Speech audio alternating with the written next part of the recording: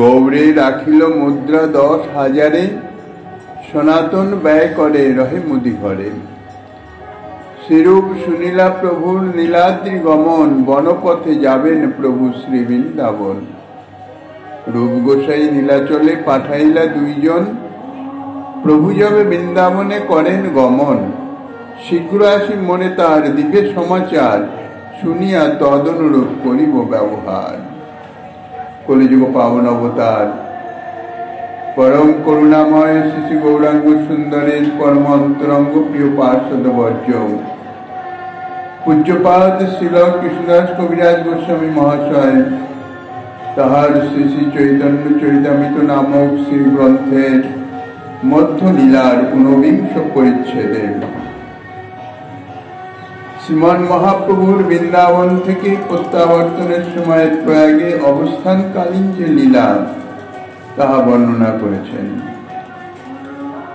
ইতিপূর্বে গতকল্য আস্বাদন হয়েছে শ্রীমান মহাপ্রভু পূর্বে গৌরদেশ উপলক্ষে, গৌরদেশ দিয়ে বৃন্দাবন উপলক্ষে যে যাত্রা করেছিলেন, তখন রামকেলি গ্রামে এসে শ্রীরূপ সনাতনকে কৃপা করে গিয়েছিলেন। মহাপ্রভুর সাক্ষাৎ দর্শনের পরে, কৃপা প্রাপ্তির পরে শ্রীরূপ গোস্বামীপাদ সনাতন গোস্বামীপাদ উভয়ই সংসার ত্যাগের সংকল্প নেন। শ্রীরূপ গোস্বামীপাদ যা অস্থাবর সম্পত্তি ছিল রামকেলিতে, সমস্ত নৌকায় করে তিনি তার পৈতৃক ভিটায় সেখানে চলে আসেন। সেখানে অর্ধেক ব্রাহ্মণ বৈষ্ণব তাদের সকলকে অর্ধেক ধন দিয়ে দেন, আর 4 ভাগের 1 ভাগ নিজ কুটুম্ব বর্জন তাদের জন্য তাদের দিয়ে দেন, আর বাকি যে 1 ভাগ থাকে 4 ভাগের সেটি সঞ্চয় করে রাখেন। সঞ্চয় করে রাখেন অর্থাৎ গৌরীর কিছু এদিকে রাখেন নিজেদের প্রয়োজনের উদ্দেশ্যে। গৌরে অর্থাৎ রামকেলিতে যেখানে সনাতন গোস্বামীপাদ ছিলেন, রূপ গোস্বামীপাদ সনাতন গোস্বামীপাদ অবস্থান করতেন, সেখানে এক বিশ্বস্ত মুদির নিকটে 10,000 মুদ্রা সেখানে জমা রাখেন। শ্রীরূপ গোস্বামীপাদ হচ্ছেন বাদশার সচিব আর সনাতন গোস্বামীপাদ প্রধানমন্ত্রী।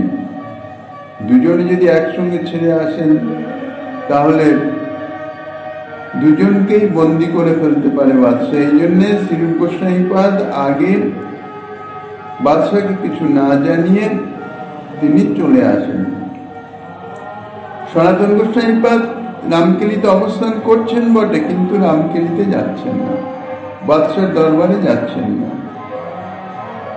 তিনি ঘরেই বসে আছেন, অসুস্থতার খবর পাঠিয়ে দিয়েছেন।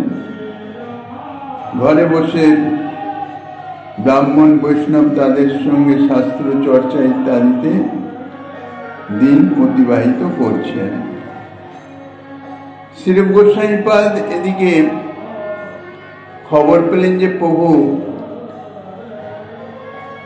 সেবার তো বৃন্দাবন যান নাই, সেখান থেকে নীলাচলে চলে গেছেন। নীলাচল থেকে আবার বৃন্দাবন যাত্রা করবেন, বনপথে এবার প্রভু যাবেন, গৌরদেশ দিয়ে আর যাবেন না। সেই সংবাদ পাওয়া মাত্রই শ্রীরূপ গোস্বামীপাদ 2 জন বিশ্বস্ত অনুচরকে পাঠিয়ে দিলেন নীলাচলে, যে প্রভু যখনই নীলাচল থেকে বৃন্দাবনের উদ্দেশ্যে গমন করবেন, সঙ্গে সঙ্গে তোমরা এসে আমাকে সংবাদ দেবে, আমি তদনুরূপ যা করণীয় সেটা বিচার বিবেচনা করে করব। হেতা সনাতন গোসাই ভাবে মনে মন, রাজা মনে প্রীতি করে সে মোর বন্ধন। কোন মতে রাজা যদি মনে ক্রুদ্ধ হয়, তবে অব্যাহতি হয় করিল নিশ্চয়। সনাতন গোস্বামীপাদ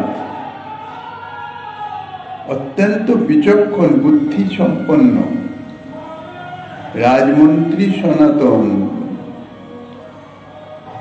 তার এত বিবেচনা শক্তি এবং সঠিক সিদ্ধান্ত নিতে খুবই পারদর্শী। সনাতন গোস্বামীপাদ রামকেলি গ্রামে নিজ গৃহে অবস্থান করছেন। এবার বিচার করছেন কি করে রাজার এই যে উচ্চ রাজপদস্থ কর্মচারী রাজা সনাতন গোস্বামীর উপর অত্যন্ত নির্ভরশীল।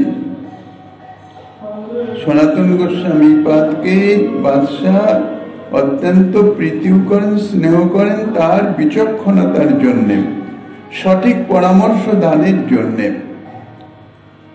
তো এই যে রাজা প্রীতি করেন, এই রাজার প্রীতিবশত সনাতন গোস্বামীপাদ চট করে ছেড়ে যেতে পারছেন না।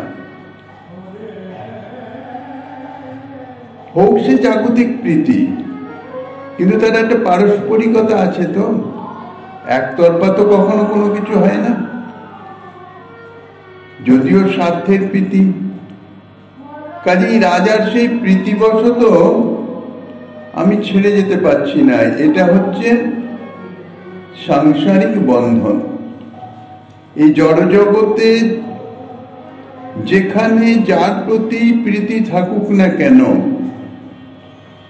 সরাসরি যদি সেই প্রীতি হয়, জাগতিক সম্বন্ধ বশত যদি সেই প্রীতি হয়, তাহলে তাহা সংসার বন্ধনের কারণই হয়।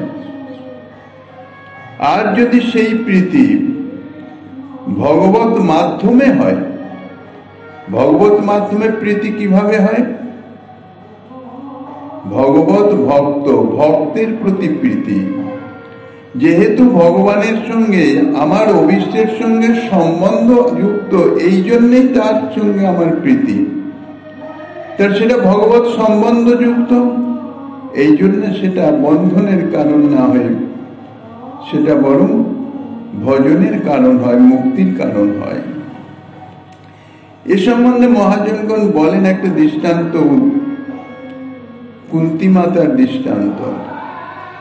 কুন্তী মাতা বিশেষ ভক্ত ছিলেন, একনিষ্ঠ ভক্ত। শ্রীকৃষ্ণে একনিষ্ঠ প্রীতি ছিল কুন্তী মহারানীর। পঞ্চপুত্র পাণ্ডব বিশেষ সর্ববিষয়ে পারদর্শী, কিন্তু তবুও তাদের সম্বন্ধে কুন্তী মহারানীর বক্তব্য এই যে এরা আমার পুত্র বলে এরা আমার পিত্রাস্পদ নয়, আমার স্নেহভাজন নয়। এদের শ্রীকৃষ্ণের সঙ্গে সম্বন্ধ, এই জন্যেই এরা আমার স্নেহভাজন। এই হচ্ছে যথার্থ কথা। জড়জাগতিক সংসারে অবস্থানকালে স্বাভাবিকভাবে প্রীতির বন্ধন হয়ে যায়, কিন্তু সেটা যদি খুব বিচার করে না করা যায়, জাগতিক সম্বন্ধ যুক্ত হয়ে যদি প্রীতির সম্বন্ধ রাখা হয়, তাহলে তাহা বন্ধনের কারণ হয়, ভজনের বিঘ্নকারী হয়।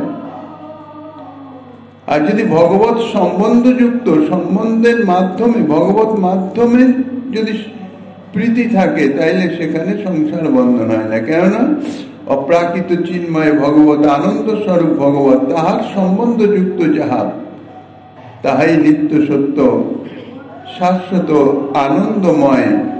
তাহা কখনো ভোগাসক্তি বর্ধিত করে না, বরঞ্চ ভোগাসক্তিকে খণ্ডন করে, ক্ষয় করে দেয়। সনাতন গোস্বামীপাদ ইহাই মনে মনে বিচার করলেন, এই যে রাজা আমাকে অত্যন্ত প্রীতি করে, আমাকে ছাড়া সে চলতেই পারে না বলতে গেলে, সর্বকার্যে আমাকেই অনুসন্ধান করে, আমারই পরামর্শ গ্রহণ করে, এ হচ্ছে আবার বন্ধন। এই জন্যেই আমি চট করে ছেড়ে যেতে পারছি না। এখন কোনোভাবে রাজা যদি আমার প্রতি ক্রুদ্ধ হয়ে যান,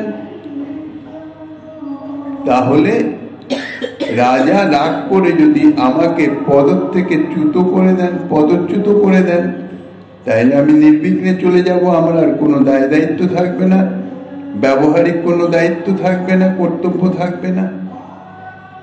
এখন রাজা কি করে আমার প্রতি ক্রুদ্ধ হবেন? একটা কিছু ব্যবস্থা তো করতে হবে, যাহাতে রাজা আমার প্রতি ক্রুদ্ধ হয়ে যায়। অস্বাস্থ্যের ছদ্ম করি রহে নিজ ঘরে, রাজকার্য ছাড়িল না যায় রাজদ্বারে। লেভ কায়স্থগণে রাজকার্য করে, আপনি স্বগৃহে করে শাস্ত্রের বিচারে। সনাতন গোস্বামীপাদ অত্যন্ত বিচার বিবেচনা করে সিদ্ধান্ত নিল যে আমি রাজকার্য আর করবো না, রাজার দরবারে যাবই না। এখন সরাসরি তো বলতে পারেন না যে আমি আর যাব না, আমাকে ছেড়ে দেন, ওই যে প্রীতির বন্ধন। সেই জন্যে অসুস্থতার সংবাদ পাঠিয়ে দিলেন যে আমি শারীরিক অসুস্থ, এই জন্য রাজকার্যে যেতে পারছি না।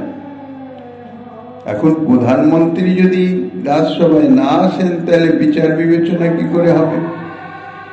বাদশাহ কি করলেন? সঙ্গে সঙ্গে বৈদ্যকে পাঠিয়ে দিলেন। বৈদ্য সনাতনের গৃহে এসে দেখছেন সনাতন দিব্যি সুস্থ। তিনি 10-20 জন 30 জন সমস্ত পণ্ডিত ভক্ত মানে ভট্টাচার্য পণ্ডিত অর্থাৎ ভক্তবৃন্দ তাদের সঙ্গে নিয়ে তাদের সঙ্গে বসে বসে তিনি শাস্ত্র চর্চা করছেন। এদিকে সনাতন গোস্বামীপাদ তিনি অত্যন্ত বিচক্ষণ আর সৎ প্রধানমন্ত্রী, তিনি রাজদরবারে যাচ্ছেন না। এবার অন্যান্য যে সমস্ত রাজ কর্মচারীরা তারাই রাজকার্য সামাল দিচ্ছে, রাজকার্য তো বন্ধ হয়ে যায় না। লেভ কায়স্থগণে, লেভ অর্থাৎ লভ্য শব্দের অপভ্রংশ হবে লেভ। লভ্য শব্দ অর্থাৎ লভ ধাতু থেকে নিষ্পন্ন, লভ ধাতুর অর্থ হচ্ছে প্রাপ্তি। লভ্য শব্দের অর্থ হচ্ছে প্রাপ্তির যোগ্য, ন্যায়সঙ্গত ভাবে প্রাপ্তির যোগ্য, অর্থাৎ ন্যায্য পাওনা। সুতরাং লভ্য শব্দের অপভ্রংশ লেভ শব্দের অর্থ ন্যায্য বা ন্যায়সঙ্গত, ন্যায়সঙ্গত ভাবে প্রাপ্তির যোগ্য। আর কায়স্থ অর্থাৎ কায়স্থ বংশোদ্ভব লোক। এখানে কায়স্থ বংশোদ্ভব মানে হুসেন শাহের কর্মচারী। বঙ্গজ কুলাচর্যকারিকার প্রমাণে জানা যায় প্রজাপতির পাদ অর্থাৎ চরণ থেকে শূদ্রের উৎপত্তি হয়।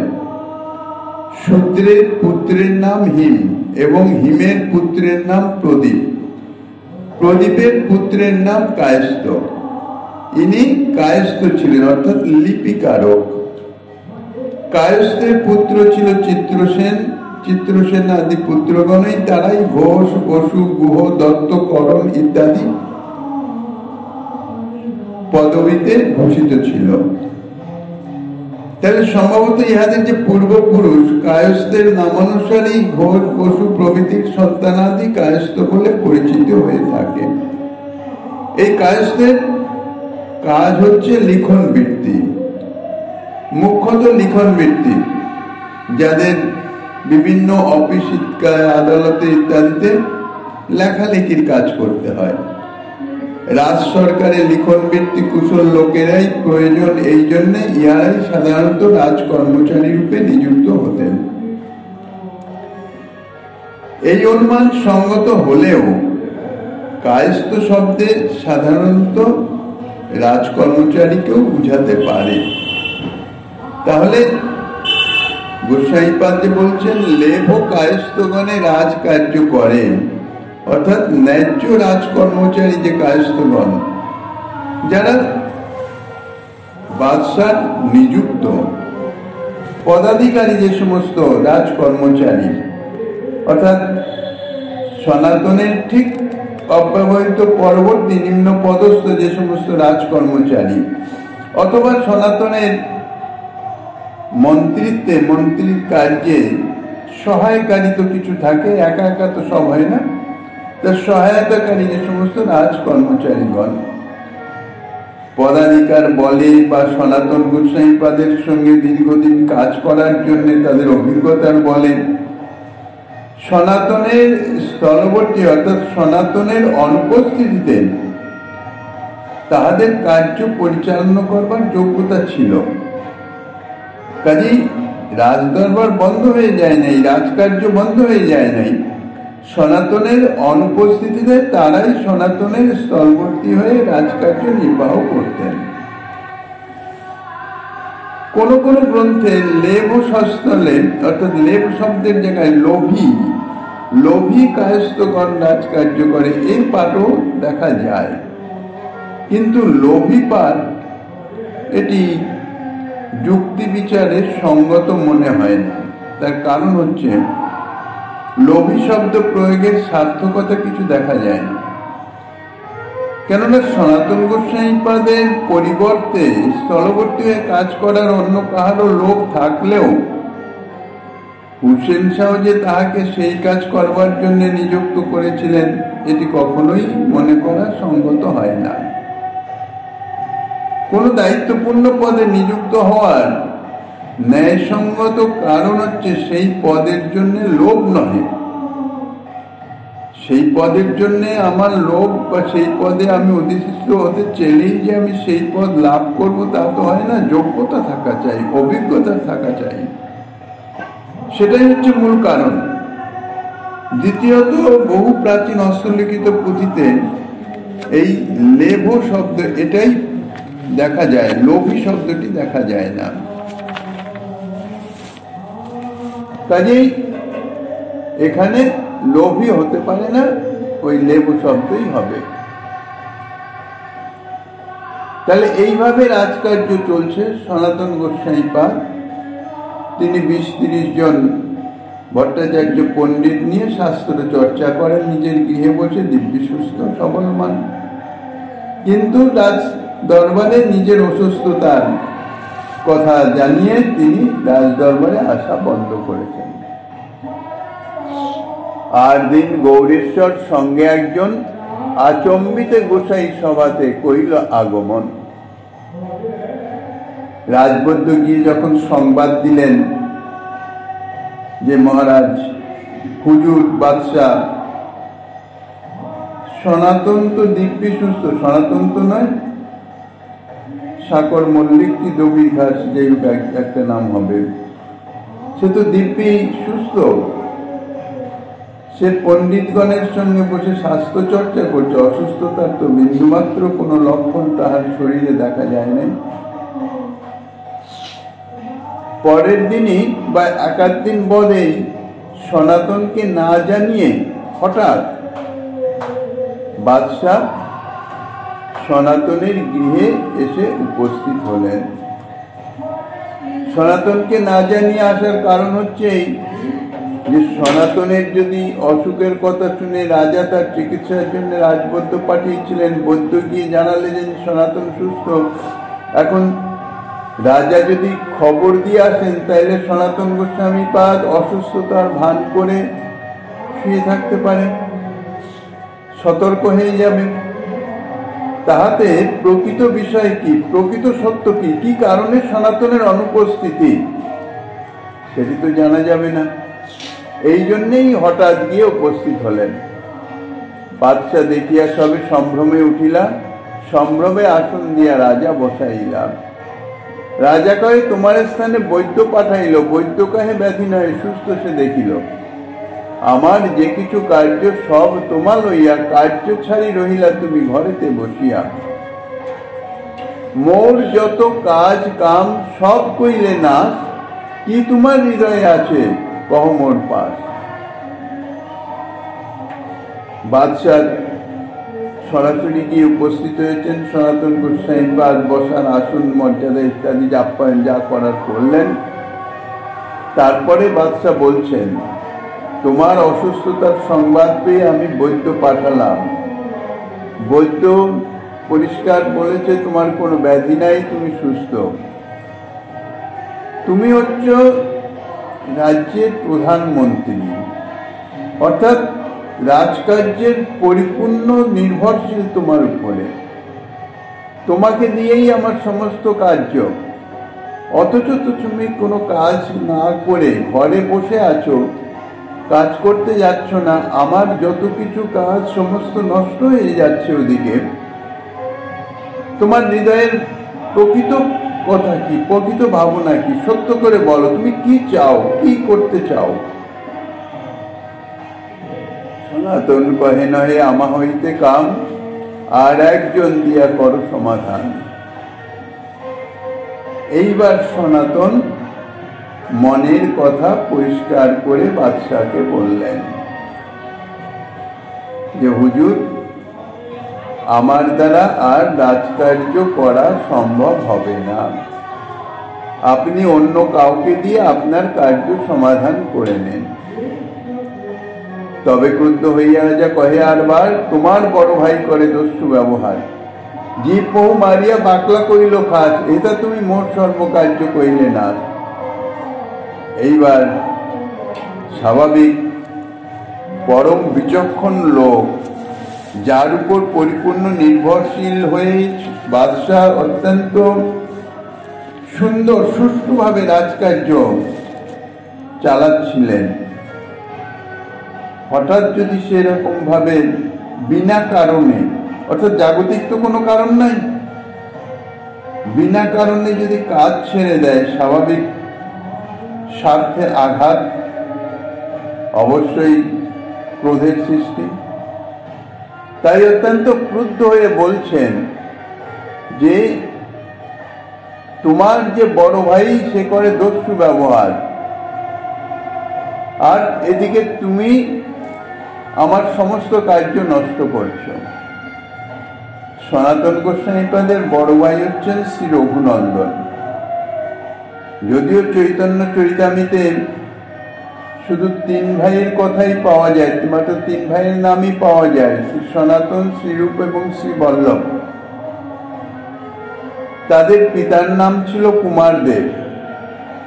এই তিনজন ব্যতীত কুমারদেবের যে আরো সন্তান ছিলেন, তাহা বৈষ্ণব দর্শনীর শেষে শ্রীজীব গোস্বামীপাদ তাহাদের যে বংশ বিবরণী লিখে গেছেন সেখানে বর্ণিত আছে, তা থেকে জানা যায়। তাতে লিখিত আছে তৎপুত্রেষু মহিষ্ঠ বৈষ্ণব গণ পৃষ্ঠাস ত্রয় যজ্ঞিরে আদি শ্রী সনাতন তদনুজ শ্রী রূপ নামা তত শ্রীমৎ বল্লভ নাম দেয় বলিত ইত্যাদি। তাহার অর্থাৎ কুমারদেবের পুত্রগণের মধ্যে শ্রী সনাতন, শ্রীরূপ এবং শ্রী বল্লভ এই তিনজনের বৈষ্ণবগণের অত্যন্ত প্রিয় ছিলেন। ভারতবর্ষ নামক একটি মাসিক পত্রিকায় শ্রীযুক্ত হীরেন্দ্রনাথ মুখোপাধ্যায় মহাশয় তিনি রূপ সনাতন গোস্বামী নামে একটি প্রবন্ধ লিখেছিলেন। সেই প্রবন্ধ থেকে জানা যায় কুমারদেবের 4 পুত্র এবং 1 কন্যা ছিল। আর সেই 4 পুত্রের নাম হচ্ছে রঘুনন্দন, অমর, সন্তোষ এবং অনুপম। অমর হচ্ছেন সনাতন গোস্বামীপাদ, পরবর্তীতে মহাপ্রভু প্রদত্ত নাম। সন্তোষ হইতেছে মহাপ্রভু প্রদত্ত নাম শ্রীরূপ গোস্বামীপাদ, আর অনুপম তার নাম হচ্ছে বল্লভ। আর রঘুনন্দন তিনি সর্বজ্যেষ্ঠ, তার সম্বন্ধে বিশেষ কোনো বর্ণনা শ্রী চৈতন্য চরিতামৃতে নাই। তাহলে রঘুনন্দন হচ্ছেন সর্বজ্যেষ্ঠ, সবার চেয়ে বড়, আর অনুপম হচ্ছে সবার চেয়ে ছোট।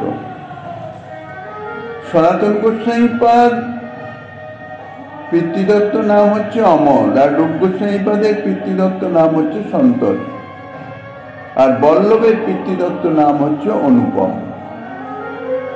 তাহলে দেখা যাচ্ছে যে বাদশাহ যে বলছে তোমার যে বড় ভাই, অর্থাৎ সনাতন গোস্বামীপাদের বড় ভাই, তিনি হলেন রঘুনন্দন। ইনি মুর্শিদাবাদ জেলার মার গ্রামে পৈতৃক ভবনেই বাস করতেন। অর্থাৎ তানাদের কুমারদেবের পৈতৃক, কুমারদেব এসে যেখানে বসবাস স্থাপন করেন, সনাতন গোস্বামীপাদের পৈতৃক ভবন, পৈতৃক ভিটা, এটা হচ্ছে মুর্শিদাবাদ জেলার মার গ্রামে। আর কুমারদেবের কন্যাটি ছিল তৃতীয় সন্তান। তা রাজা বলছেন তোমার যে বড় ভাই করে দস্যু ব্যবহার, অর্থাৎ লোকের উপরে দস্যুর ন্যায় ব্যবহার করেন, এটা বললেন কেন? ভারতবর্ষের যে পত্রিকাতে যে এনাদের সম্বন্ধে, কুমারদেবের সম্বন্ধে বা তাঁর পুত্রদের সম্বন্ধে যে বর্ণনা লিখেছিলেন ধীরেন্দ্রনাথ মুখোপাধ্যায়, তার থেকে জানা যায় যে রঘুনন্দন ছিলেন অত্যন্ত দৃঢ়চেতা এবং স্বাধীন প্রকৃতির লোক, কারো অধীনস্থ থাকতে রাজি নয়, স্বতন্ত্র প্রকৃতির। তাই ইনি বহুবার বাদশাহের শাসন অমান্য করেছেন, কিন্তু বাদশাহ শাসন অমান্য করলেও যেহেতু সনাতন গোস্বাইপাদের দাদা, এই জন্য বাদশাহ বিশেষ কিছু বলেন নাই বা বলতে পারেনও নাই। এখন খোলাখুলি বলছেন, এখন খোলাখুলি হোসেন শাহ তাকে দস্যুর সঙ্গে তুলনা দিয়েছেন। বলছেন, তোমার বড় ভাই করে দস্যু ব্যবহার, জীব বহু মারিয়া বাকলা কইল খাস। বাকলা হচ্ছে একটা পরগনার নাম, মানে একটা জায়গার নাম, এরিয়ার। বরিশাল জেলার অন্তর্গত বাকলা চন্দ্রদ্বীপ পরগনার কথাই হয়তো বলা হয়েছে। বিশ্বকোষ গ্রন্থ থেকে জানা যায় নৈহাটি, বাকলা চন্দ্রদ্বীপ, ফতেহাবাদ এবং রামকেলিতে এই 4 জায়গায় শ্রীরূপ সনাতনের বাড়ি ছিল। এ সম্বন্ধে নানান রকম মতভেদও আছে, তবে তাদের প্রপিতামহ পদ্মনাভ যে নৈহাটিতে অর্থাৎ নবহট্টে বাড়ি করেছিলেন, সেটি শ্রী বৈষ্ণব দর্শনিকার শেষ ভাগে অর্থাৎ শ্রীজীব গোস্বাইপাদ নিজেই সেটি লিপিবদ্ধ করে গেছেন। আর গৌড়ের নিকটে রামকেলি, তাহারা যখন গৌড়ে চাকরি করতেন অর্থাৎ সনাতন গোস্বাইপাদ, শ্রীরূপ গোস্বাইপাদ, তখন রামকেলিতেও তাদের বাড়ি ছিল, কারণ সেখানে থেকেই তো রাজকার্য করতেন। পদ্মনাভ গৌড়েশ্বরের মন্ত্রী ছিলেন, আর গৌড়েশ্বরের নিকট থেকে কয়েকটি পরগনা জায়গির স্বরূপে তিনি পেয়েও ছিলেন। তা সেই তার মধ্যেই বাকলা চন্দ্রদ্বীপ এবং ফতেহাবাদ এই জায়গিরের অন্তর্ভুক্ত ছিল। ফতেহাবাদটা ছিল কুমারদেবের অধিকারে। শ্রীরূপ সনাতনের জ্যেষ্ঠ সহোদর শ্রী রঘুনন্দন যে বাকলা চন্দ্রদ্বীপ দখল করার চেষ্টা করেছিলেন, রাজার কথায়, বাদশার কথায় ইহাই অনুমান করা যায়। কেননা বাদশাহ বলছেন, জীব বহু মারিয়া বাকলা কইল কাজ, অর্থাৎ বাকলা নিজের দখলে এনেছেন, প্রজার প্রতি উৎপীড়ন করে বাকলা পরগনা নিজের অধিকারে নিয়েছে, আমাকে আর সে কর দেয় না। এখানে যে নৈহাটির কথা বলা হয়েছে তাহা মনে হয় কবিরাজ গোস্বাইপাদের জন্মস্থান ঝামরপুরের নিকটবর্তী নৈহাটি গ্রাম, বর্তমান জেলার অন্তর্গত। তাহলে বাদশাহ এইভাবে বলছেন, আর এদিকে তোমার বড় ভাই সে আমার এরকম ভাবে আমার পিছনে লেগে আমার সর্বনাশ করে সে নিজের অধীনে করে নিচ্ছে, আর এদিকে তুমিও আমার রাজকার্যে যোগদান না করে আমার যা কিছু কাজ সমস্ত নষ্ট করে দিচ্ছ। সনাতন কহে তুমি স্বতন্ত্র গৌরেশ্বর, যেই যেই দোষ করে দেহ তার ফল। সনাতন গোস্বাইপাদ বিনীতভাবে বললেন, আমার বড় ভাই যদি কোনো অন্যায় কাজ করে থাকেন তাহলে তার জন্য তাকে শাস্তি দিন। আপনি গৌরেশ্বর, আপনি বাদশাহ, আপনার সে অধিকার আছে, আপনার সে ক্ষমতা আছে, যে কেউ অন্যায় কাজ করবে তাকে আপনি শাস্তি দিতে সমর্থ, আপনি তাকে শাস্তি দেন। যে যাই অন্যায় করছে সেটা আমাকে শুনিয়ে কি হবে? আমি তো আপনাকে কোনো শাস্তি দানে, অন্যায় কার্যের বিচারে শাস্তি দানে আমি তো বাধা দিচ্ছি না আপনাকে। গৌরেশ্বর হোসেন শাহ বিচক্ষণ জন বুঝতে পারলেন সনাতনকে দিয়ে আর আমার রাজকার্য হবে না। পলাইবে বলি সনাতনেরে বাঁধিলা, এত শুনি গৌরেশ্বর উঠি ঘরে গেলা, পলাইবে বলি সনাতনেরে বাঁধিলা। বাদশাহ সনাতনের কথা শুনে উঠে নিজের রাজ্যে অর্থাৎ নিজের দাস দরবারে চলে গেলেন, নিজের প্রাসাদে চলে গেলেন। সেখান থেকে লোক পাঠিয়ে অর্থাৎ সৈন্য পাঠিয়ে সনাতনকে বন্দী করে কারাগারে আবদ্ধ করে দিলেন।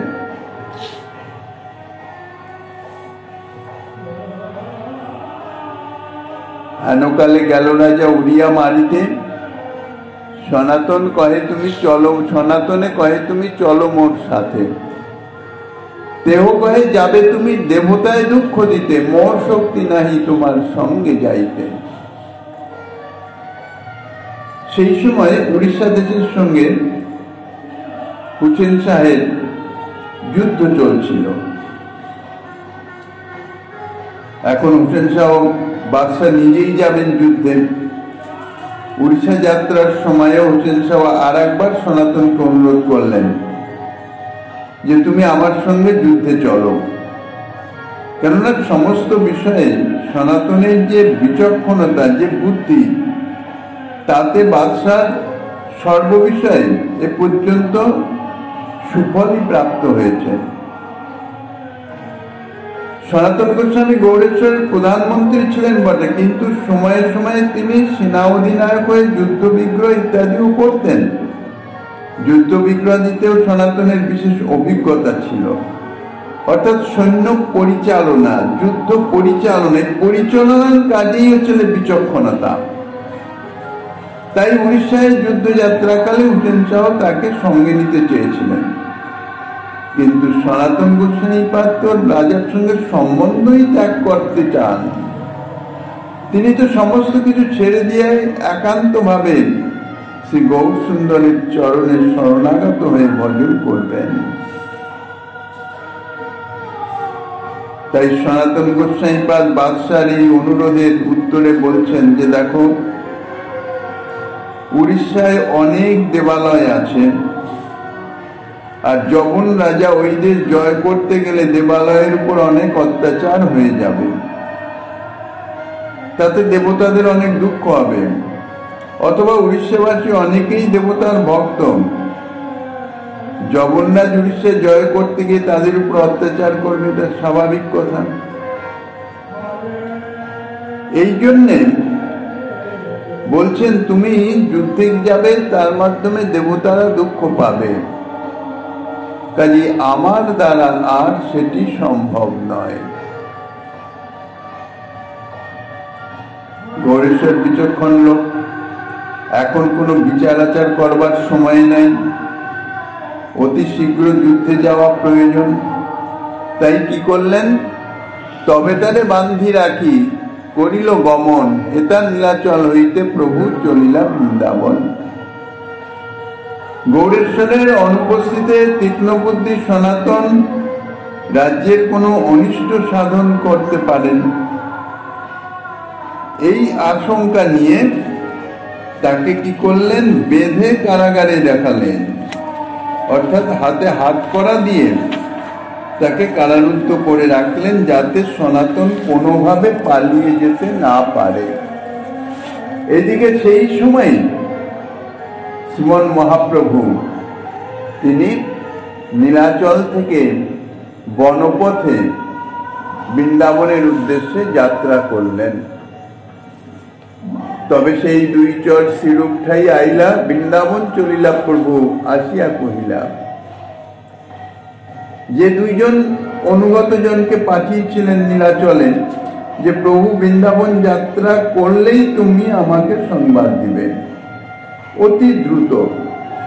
তা প্রভু যেই বৃন্দাবনের উদ্দেশ্যে যাত্রা করেছেন, সঙ্গে সঙ্গে সেই দুইজন ফিরে এসে শিরূপ গোস্বামীপাদকে বললেন যে প্রভু বৃন্দাবন যাত্রা করেছেন। শিরূপ গোস্বামীপাদ তো তার পৈতৃক ভিটাতে অবস্থান করছেন, তিনি আর রামকেলিতে ফিরে যান নাই। শুনিয়া শিরূপ লিখিল সনাতন ঠাই, বৃন্দাবনে চলিলা শ্রী চৈতন্য গোসাই। আমি দুই ভাই চলিলাম তাহারে মিলিতে, তুমি জইছে তৈছে ছুটি আইসো তাহা হইতে। 10 সহস্র মুদ্রা তথা আছে মুদি স্থানে, তাহা দিয়া করো শীঘ্র আত্মবিমোচনে। জইছে তৈছে ছুটি তুমি আইসো বৃন্দাবন, এত লিখি দুই ভাই করিলা গমন। শিরূপ গোস্বামীপাদ যে মুদির কাছে সনাতন গোস্বামীপাদের প্রয়োজনে লাগতে পারে, যেহেতু সনাতন গোস্বামীপাদ রামকেলিতেই অবস্থান করছেন। রাজা ক্রুদ্ধ হবে, তাকে বন্দী করতে পারেন। বন্দী দশা থেকে মুক্ত হওয়ার জন্য উৎকোচের প্রয়োজন, কাজেই সেই জন্যে সেটি রেখে দিয়েছেন। এখন পত্র লিখে জানিয়ে দিলেন যে প্রভু নীলাচল থেকে বৃন্দাবন যাত্রা করেছেন। আমি এখান থেকে অনুপমকে নিয়ে, মানে আমরা দুই ভাই, শ্রীরূপ এবং শ্রী অনুপম, আমরা দুজন প্রভুর উদ্দেশ্যে বৃন্দাবন যাত্রা করিতেছি। তুমি যেমন তেন প্রকারেণ, সংবাদ পেয়ে গেছেন সনাতন গোস্বামীপাদ কারাগারে বন্দী, তাই বলছেন। আর বাদশাহ যুদ্ধে চলে গেছেন, বাদশার অনুপস্থিতি, একটা সুযোগও আছে। অর্থের বশ প্রায় সকলেই, কাজেই এই জন্যেই অর্থের প্রয়োজন নিজের কার্যসিদ্ধির নিমিত্ত। তাই শ্রীরূপ গোস্বামীপাদ বললেন 10 সহস্র মুদ্রা পরিচিত মুদি অমুক মুদির কাছে জমা আছে, তুমি সেখান থেকে তাহা নিয়ে তাহার দ্বারা যেন তেন প্রকারেণ তুমি মুক্ত হয়ে তুমি বৃন্দাবন চলে এসো। আমরা দুজন বৃন্দাবন রওনা হইতেছি। অনুপম মল্লিক, তার নাম শ্রী বল্লভ, রূপ গোস্বামীর ছোট ভাই, পরম বৈষ্ণব। তাহা লইয়া শ্রীরূপ প্রয়াগ আইলা, মহাপ্রভু তাহা শুনিয়া আনন্দিত হইলা। বৃন্দাবন যাত্রার পথে শ্রীরূপ গোস্বামীপাদ অনুপমকে সঙ্গে নিয়ে, অর্থাৎ বল্লভকে সঙ্গে নিয়ে প্রয়াগে এসে উপস্থিত হয়েছেন। সেখানে সে শুনলেন মহাপ্রভু সেখানে অবস্থান করছেন। সংবাদটি পেয়ে অত্যন্ত আনন্দিত হলেন। প্রভু চলিয়াছেন বিন্দু মাধব দর্শনে, লক্ষ লক্ষ লোক আইসে প্রভুর মিলনে। কেহ কান্দে, কেহ হাসে, কেহ নাচে গায়, কৃষ্ণ কৃষ্ণ বলি কেহ গড়াগড়ি যায়। গঙ্গা যমুনা প্রয়াগ নাড়িল ডুবাইতে, প্রভু ডুবাইল কৃষ্ণ প্রেমের বন্যাতে। ভিড় দেখি দুই ভাই রহিলা নির্জনে, প্রভুর আবেশ হইল মাধব দর্শনে। সংবাদ পেয়েছেন, আর প্রভু যেখানেই যাচ্ছেন প্রভুর যে প্রেম প্রচার লীলার মাধ্যমে সর্বলোক আকর্ষিত হয়ে প্রভুর সঙ্গেই চলেন। তখন বিন্দু মাধব দর্শনের নিমিত্ত প্রভু যাচ্ছেন, সঙ্গে লক্ষ লক্ষ লোক প্রভুর সঙ্গে সঙ্গে চলছেন। প্রভু বিন্দু মাধব দর্শন করে প্রেমাবেশে নৃত্য গীত ইত্যাদি করলেন। উচ্চ হরিধ্বনিতে সকলেই তারাও প্রেমাবিষ্ট হলেন, তারাও হরিধ্বনি করলেন। শ্রীরূপ গোস্বামীপাদ তিনি লোকসংগঠ দেখে, এই লোকসংগঠের মধ্যে প্রভুর সঙ্গে মিলন হওয়া উচিত নয়, একান্তে মিলিত হতে হবে। এই জন্য একটু দূরে রইলেন, প্রভুর সামনে গেলেন না। প্রেমাবেশে নাচে প্রভু হরিধ্বনি করি, ঊর্ধ্ববাহু করি বলে বলো হরি হরি। প্রভুর মহিমা দেখি লোকে চমৎকার, প্রয়াগে প্রভুর লীলা নারী বর্ণিবার। বলছেন কবিরাজ গোস্বামীপাদ যে গঙ্গা যমুনা সরস্বতী তিনের সঙ্গম তো প্রয়াগ ত্রিবেণী। গঙ্গা যমুনা উপরিভাগ আর সরস্বতী অন্তঃসলীলা। এরা প্রয়াগকে ডুবাতে পারল না, ভাসাতে পারল না, কিন্তু প্রভুর প্রেম বন্যায় সমস্ত প্রয়াগ ভেসে গেল। অর্থাৎ প্রয়াগের অধিবাসী সব তারা প্রভুর প্রেমের প্রভাবে একেবারে ভেসে গেল, সকলেই বৈষ্ণব হয়ে গেল। প্রয়াগে যে প্রভুর লীলা, বাস্তবিক প্রভুর সমস্ত লীলাই তা ভাষায় বর্ণনার যোগ্য নয়। দাক্ষিণাত্য বিপ্রসনে আছে পরিচয়, সেই বিপ্র নিমন্ত্রিয়া নিল নিজালয়। বিপ্রগৃহে আসি প্রভু নিভৃতে বসিলা, শ্রীরূপ বল্লভ দয়ে আসিয়া মিলিলাম। দাক্ষিণাত্যবাসী একজন ব্রাহ্মণ, তার সঙ্গে প্রভুর পূর্বের পরিচয় ছিল। তিনি প্রভুকে দেখতে পেয়ে প্রভুকে নিমন্ত্রণ করে নিজ গৃহে নিজে নিয়ে গেলেন। এই দাক্ষিণাত্যবাসী ব্রাহ্মণের গৃহে রূপ গোস্বামীপাদ তিনি তো অন্তরালে থেকে প্রভুর কোথায় যাচ্ছেন না যাচ্ছেন এদিকে দৃষ্টি রাখছেন। যখন দেখলেন সেই ব্রাহ্মণ নিজ গৃহে নিয়ে গেছেন, তখন রূপ গোস্বামীপাদ আর শ্রী বল্লভ তারা প্রভুর চরণ দর্শনের নিমিত্ত সেখানে প্রভুর গৃহে সেই ব্রাহ্মণের গৃহে গিয়ে উপস্থিত হলেন। কিভাবে উপস্থিত হলেন? ভক্তের যে কি জাতীয় দৈন্যতা, যা ভাষায় বর্ণনার যোগ্য নয়। কেননা ভাষা দিয়ে তো আর ভাবকে প্রকাশ করা যায় না। অন্তরের ভাব ভাষায় প্রকাশিত হয় না, বাহ্যিক আচরণে কথঞ্চিত একটুখানি হয়তো তা বোঝা যায়। দুই গুচ্ছ তৃণদহে দশনে ধরিয়া প্রভু দেখি দূরে পড়ে দণ্ডবৎ হইয়া। দন্তে তৃণ ধারণ করা এটা একটা দৈন্যসূচক ব্যবহার, অর্থাৎ তৃণ দন্তে ধারণ করার উদ্দেশ্য হচ্ছে কি, বলতে চাইছেন এই যে আমি তৃণভোজী পশু থেকেও অধম, এটাই নিবেদন করার একটা বাহ্যিক প্রক্রিয়া হচ্ছে দন্তে তৃণ ধারণ। দৈন্যতা প্রকাশেরই বেশিরভাগ পাওয়া যায় দন্তে তৃণ ধরি। তো এই দুই গচ্ছি তৃণ দন্তে ধারণ করে অনেক দূরে প্রভুর দৃষ্টির সম্মুখে, কিন্তু প্রভুর সান্নিধ্যে নয়, দণ্ডবৎ হয়ে পড়লেন শ্রীরূপ গোস্বামীপাদ এবং শ্রী বল্লভ। নানা শ্লোক পড়ি উঠে পরে বারবার প্রভু দেখি প্রেমাবেশ হইল দোহার। নানা স্তুতি ইত্যাদি শ্লোক ইত্যাদি সমস্ত কিছু বারবার, অর্থাৎ বন্দনা, প্রভুর বন্দনা করছেন, স্তুতি করছেন, সেই দূর থেকেই দণ্ডবৎ হয়ে পড়ছেন, আবার উঠছেন, আবার দণ্ডবৎ করছেন। শ্রীরূপ দেখি প্রভুর প্রসন্ন হইল মন, উঠো উঠো রূপ আইস বলিলা বচন। শ্রীরূপ গোস্বামীপাদকে দেখে প্রভু অত্যন্ত প্রসন্ন হলেন। প্রিয়জন তো অন্তরঙ্গ পার্শ্বদ, প্রিয় পার্শ্বদ, প্রিয়জনকে দেখলে স্বাভাবিক চিত্ত প্রসন্ন হয়ে যায়। আর প্রভু তো ভক্তবৎসল ভগবান, শ্রীরূপকে দেখে অত্যন্ত প্রসন্ন হলেন। যদিও সর্বান্তর্যামী সবই জানেন, তবু লৌকিক লীলা তো লীলা আবেশে থাকেন। বলছেন ওটো ওটো রূপ আসো আসো আমার কাছে আসো। কৃষ্ণের করুণা কিছু না যায় বর্ণন, বিষয়কূপ হইতে কারিল তোমা দুইজন।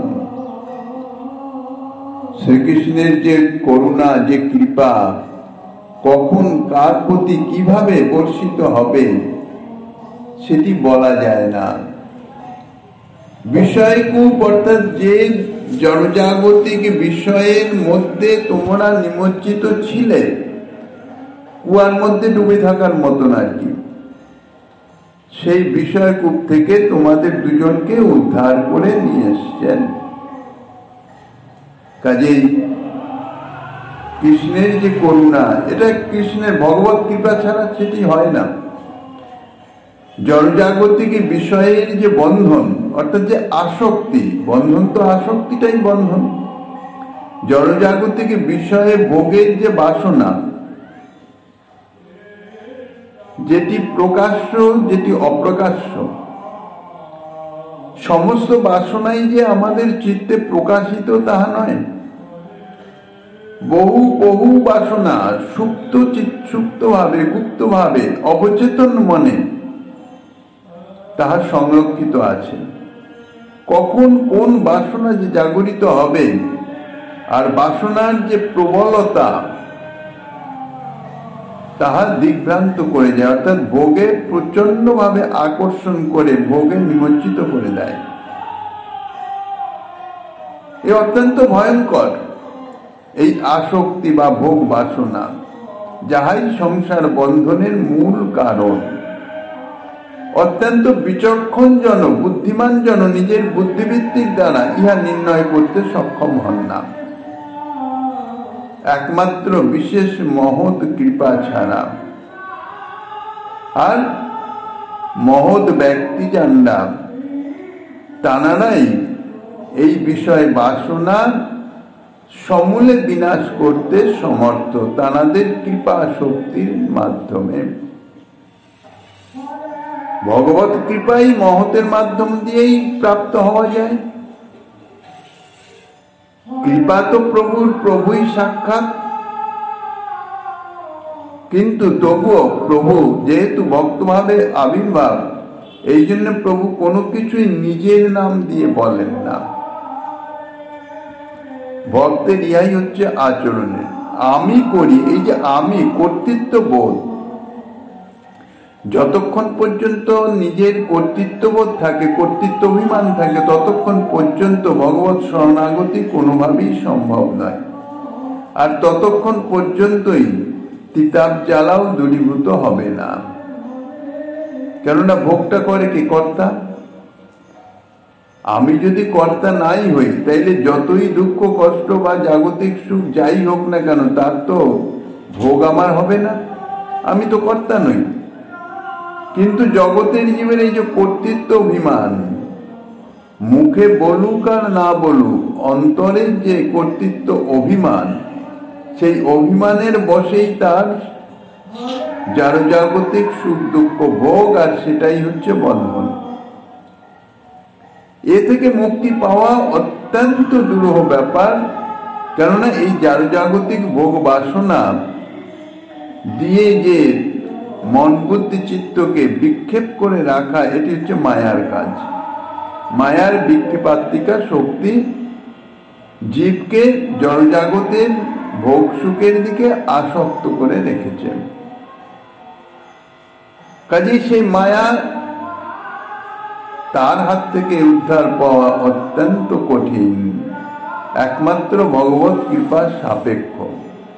সেই জন্যই তো বলেছেন মামে যে প্রপদ্যন্তে মায়ামেতাং তরন্তিতে। তা ভগবত কৃপা তো সরাসরি পাওয়া খুবই দুর্লভ।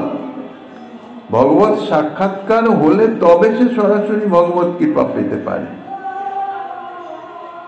অথচ করুণাময় প্রভু জগতের জীবের জন্য অনবরত কৃপা বর্ষণ করিতেছেন। জগতের জীব সেই কৃপা প্রাপ্ত হন তানার প্রেমী ভক্তের মাধ্যমে, সাধু সন্তের মাধ্যমে, গুরু বৈষ্ণবের মাধ্যমে। সেই কৃপা যাচিত অযাচিত ভাবে বর্ষিত হয়। তো সেই জন্যই প্রভু বলছেন, কৃপা তো প্রভুর।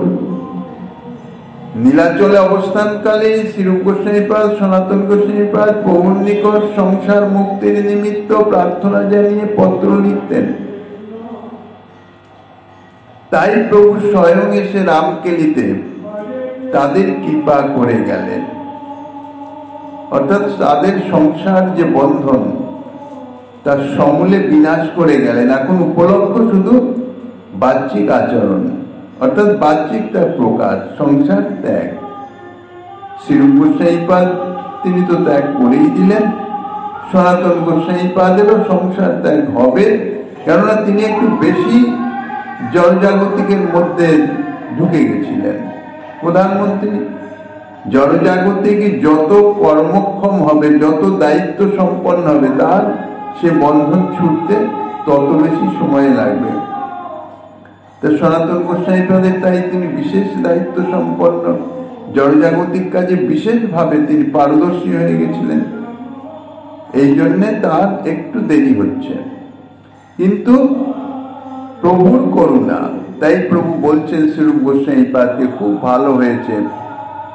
শ্রীকৃষ্ণের যে করুণা কৃপা, তাহা অতুলনীয়, ভাষায় বর্ণন করা যায় না। যে বিষয়রূপ গর্ত থেকে, অর্থাৎ বিষয়ে বাসনা থেকে তোমাদের দুজনকে তুলে আনলেন, অর্থাৎ তোমাদের সংসার বন্ধন মুক্ত করে দিলেন। এর সম্বন্ধে একটি হরিভক্তি বিলাস থেকে একটি শ্লোকের উদ্ধৃতি দিয়েছেন। শ্রীমন মহাপ্রভু গিরিধারী কৃপা হলে আগামী দিন আস্বাদনের বাসনা রেখে অদ্যকার শ্রীচৈতন্য কথার এখানেই বিশ্রাম।